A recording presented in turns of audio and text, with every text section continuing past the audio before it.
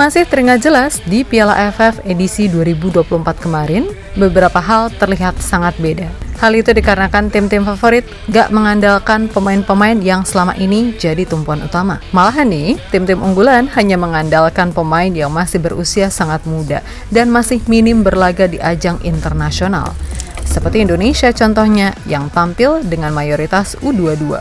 Pun begitupun dengan Thailand, yang gak masukin pemain-pemain terbaik mereka. Bahkan Laos, yang notabene tim Gurem, pede loh nurunin skuad mayoritas U22 ketika itu. Akan tetapi dari semua itu, jelas yang bikin Presiden AFF, Kiev Samet, adalah keputusan Indonesia yang ketika nurunin tim muda. Padahal harapannya tim Garuda bisa tampil dengan skuad terbaik karena ia pun gak menapik jika market dari Indonesia sangatlah besar. Itulah kenapa ketika FIFA mengumumkan akan menggelar turnamen resmi di kawasan Asia Tenggara yang kemungkinan akan mengakuisisi Piala AFF, Kiev Samet diketahui ikut merasa happy. Sebab dengan begini turnamen di Asia Tenggara akan jauh lebih bergengsi karena masuk kalender FIFA. Terlebih, tim-tim yang ikut otomatis bisa memainkan skuad terbaik, termaksud pastinya Indonesia, yang biar gimana pun kita tahu punya pemain abroad yang tersebar di luar negeri. Di satu sisi meskipun format secara umum belum diberitahukan, namun jika nantinya turnamen ini akan dibuat seperti Arab Cup, maka bukan tidak mungkin akan ada tim-tim undangan yang berpartisipasi.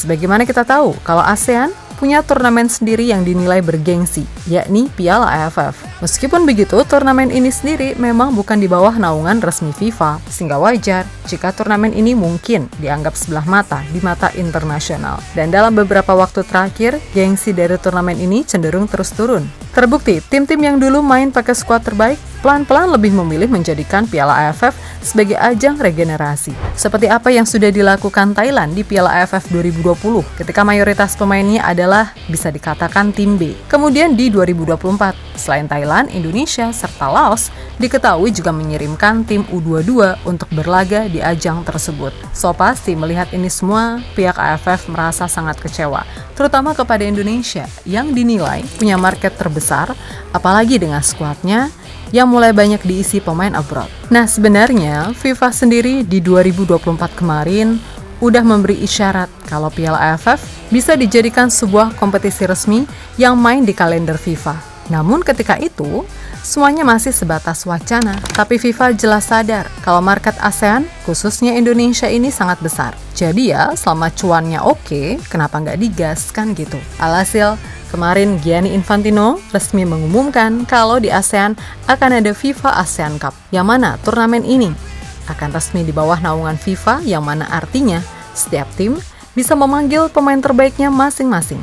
Tentu saja kabar ini disambut positif oleh banyak pihak, tak terkecuali mungkin para pemain timnas Indonesia sendiri yang bermain di luar negeri. Bukan soal kualitas permainan saja, tapi vibes serta adrenalin dari sebuah fanatisme itu juga menjadi daya tarik tersendiri. Apalagi kalau Indonesia versus Malaysia, walah itu beneran panas banget. Yap, kembali lagi, bagi Presiden AFF melalui utusannya yang bernama Francisco Calbuey-Dilay secara jujur mengakui kalau Indonesia memang menjadi daya tarik yang membuat Piala AFF jadi disorot. Sebab dengan hype Piala AFF yang udah turun, Indonesia tetap mampu jadi garda terdepan dalam hal meraih keuntungan.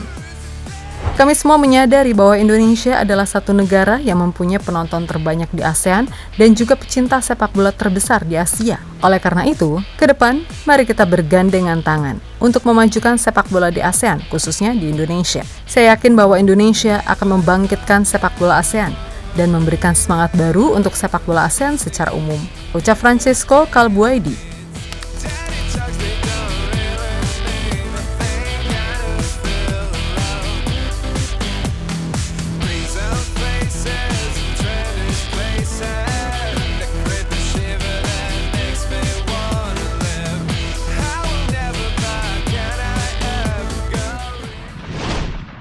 Nah, jika nantinya ini terrealisasikan, yang jadi pertanyaan konsepnya gimana, kan gitu. Ada yang bilang kalau FIFA ASEAN Cup akan mengakuisisi Piala AFF yang sebelumnya digelar. Mungkin soal jadwal eventnya sama, yakni 2 tahun sekali. Tapi ya tadi, formatnya bakal beda, terutama soal final 2 leg yang super wagu itu. Yap, FYI aja, turnamen FIFA ASEAN Cup sendiri terinspirasi dari turnamen FIFA Arab Cup, sebuah turnamen yang sebelumnya sudah digagas oleh FIFA untuk tim-tim di Jazirah Arab. Dan ya tadi, berarti turnamennya nanti akan berlangsung di bawah naungan dari FIFA. Jadi setiap tim bisa memainkan skuad terbaiknya. Meskipun begitu, sampai saat ini format dari FIFA ASEAN Cup belum diumumkan. Namun jika melihat kebiasaan FIFA, ya bisa aja formatnya akan dimiripkan dengan FIFA Arab Cup. Nah, untuk Arab Cup edisi tahun 2021 kemarin, ada 23 negara lintas Asia dan Afrika yang berpartisipasi di turnamen tersebut. Namun, nggak semuanya main di putaran final, melainkan ada yang harus melalui babak kualifikasi. Jadi, hanya 9 tim teratas menurut ranking FIFA per April 2021 yang lolos langsung ke fase grup ketika itu.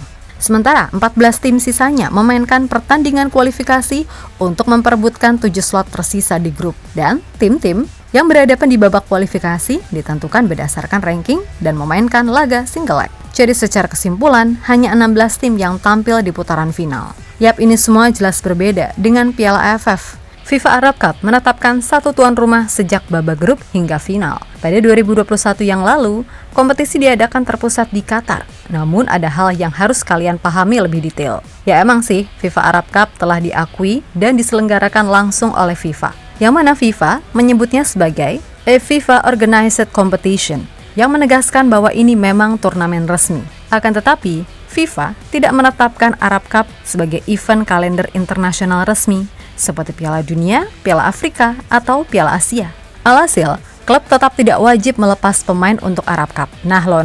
Jadi ya kembali lagi, semuanya masih digodok enaknya gimana. Karena nentuin jadwal sesuai kalender FIFA itu nggak gampang.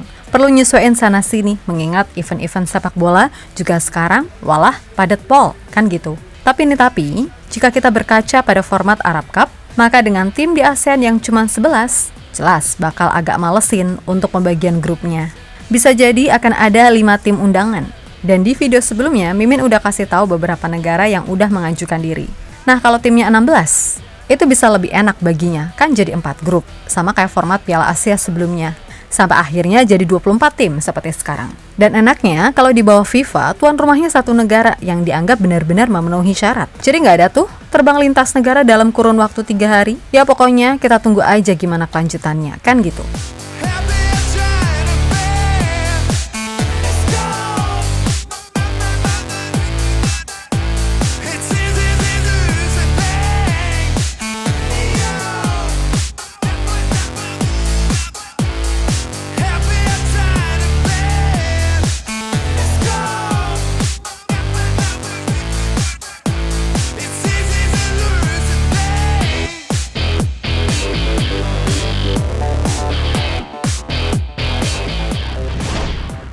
Yap, terlepas dari apapun, sebenarnya kalau boleh jujur, Mimin pribadi sih lebih senang Piala AFF diakuisisi jadi FIFA ASEAN Cup. Karena emang ada beberapa faktor lain sih yang bikin Piala AFF mulai kehilangan hype-nya. Yang mana salah satunya adalah pelaksanaan kompetisi yang bebarengan dengan jalannya pertandingan di klub. Yap, faktor penyelenggaraan kompetisi AFF yang bersinggungan dengan kompetisi liga domestik jadi faktor pemicu absennya pemain bintang di masing-masing timnas Asia Tenggara. Dan bentroknya jadwal liga domestik dan kompetisi AFF sejatinya bukan hal baru, di mana kondisi ini sudah terjadi sejak tahun 2018.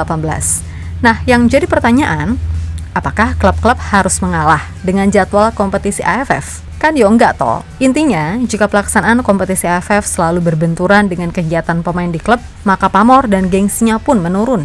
Ditambah kompetisi AFF ini tidak masuk dalam kalender FIFA.